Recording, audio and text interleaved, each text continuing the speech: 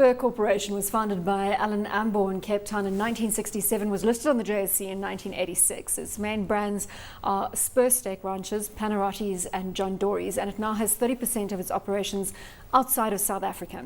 Spur has a market cap of 2.9 billion rand, a price to earnings ratio of 20 and a dividend yield of 3%. Right, so let's get the lowdown on this. Again, we're seeing a similar price action from a share price perspective. Daniel, give us the lowdown on Spur Corp. So you'll see a similar price throughout this category. Like I said, it's very positive on the category as a whole. There's just a slight differentiation in how the guys are executing this strategy.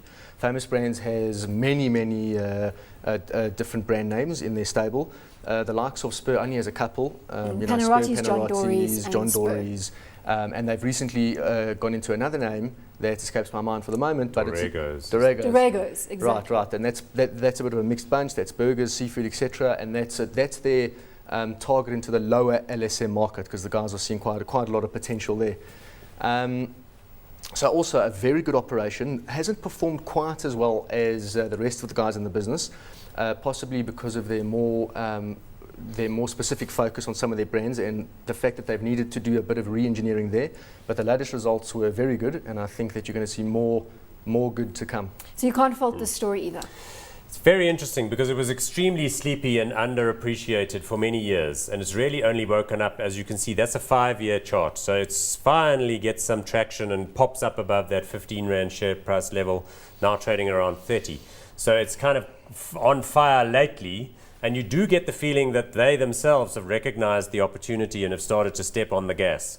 So apart from buying Dorregos from that guy they had a fight with, that they eventually settled and now own 100% of, they've also started more aggressively with the store openings. And I think they've started moving more rapidly into some of the Spur opportunities, where they now have about 260 of those. They've also taken the step to buy back some of their franchisees in critical markets where they think the guys weren't doing necessarily a great job. So I think it's well positioned. It's really starting to see some good earnings traction. The Dorregos thing is good because there is a market for people that don't want to sit down and have the necessary sort of fine dining experience. So I think on all fronts, it's really showing more appeal lately. How are these companies coping on food inflation? I'm just thinking here about Spur, red meat, and what is happening on that front. Well, in their results, they do discuss quite a bit the menu inflation that they put through, and it's all sitting around the mid-single-digit level, so not massive. And I think that talks to their central manufacturing and distribution that Paul mentioned at first. That gives the group as a whole much stronger buying power and the ability to pass on their savings to the franchisees. They do mention that the guys have been struggling a bit with some cost inflation, more on the actual utility side, like rather than the food. Energy costs, etc. That's actually squeezing them quite a bit more. But that centralised distribution, like I say, if you get that right, that is a huge advantage. 30% of their earnings outside of South Africa.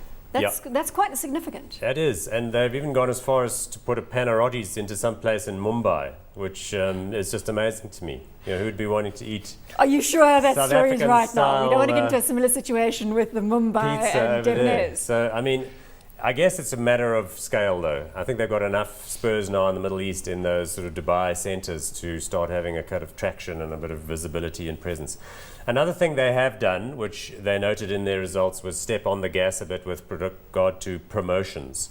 So I'm not quite sure how those work, but they run sort of Wednesday or breakfast specials. Loyalty programs, and effectively. Spur's got a very active loyalty program with those little cards that they send your children a letter when it's their birthday month. So, I mean, again, this sort of stuff appears to be working well in a market that is structurally more receptive than it was 3 or 4 years ago. Are there any concerns, Daniel, if we look at the downside here, or the potential downside? Look, the concerns are always that the consumer is harder hit than you expect, and that there's going to be a significant slowdown in demand, and that things like utility costs and more severe food inflation is going to come through to the franchisees and hurt them more and more.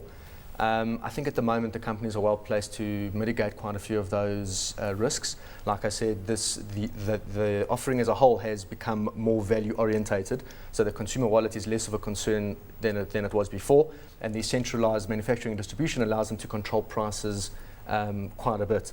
So risks definitely, but they have the tools in place to deal with those possible risks. Yes, Paul. There's one other risk that I can think of, and that's the foreigners. You know, we know that the foreigners think that they're going to come into a market like this and clean up, and so far that hasn't been the case. McDonald's hasn't done as well in South Africa over the last decade as it thought it would.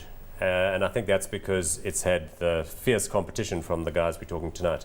But they keep trying. So Burger King launched in Cape Town about a month ago, and I'm reliably told by my friends in Cape Town that there is never a moment when there isn't a queue of at least 200 people, day and night, outside of that new store.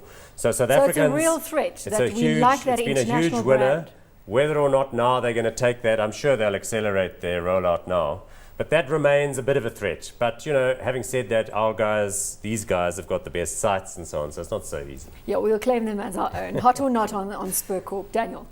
I'd say in the space, I'm hot on all these businesses. They're great companies, and this is offering slightly better value from a price point of view than famous brands. So I'd say hot on this one. You hot. Paul? Hot.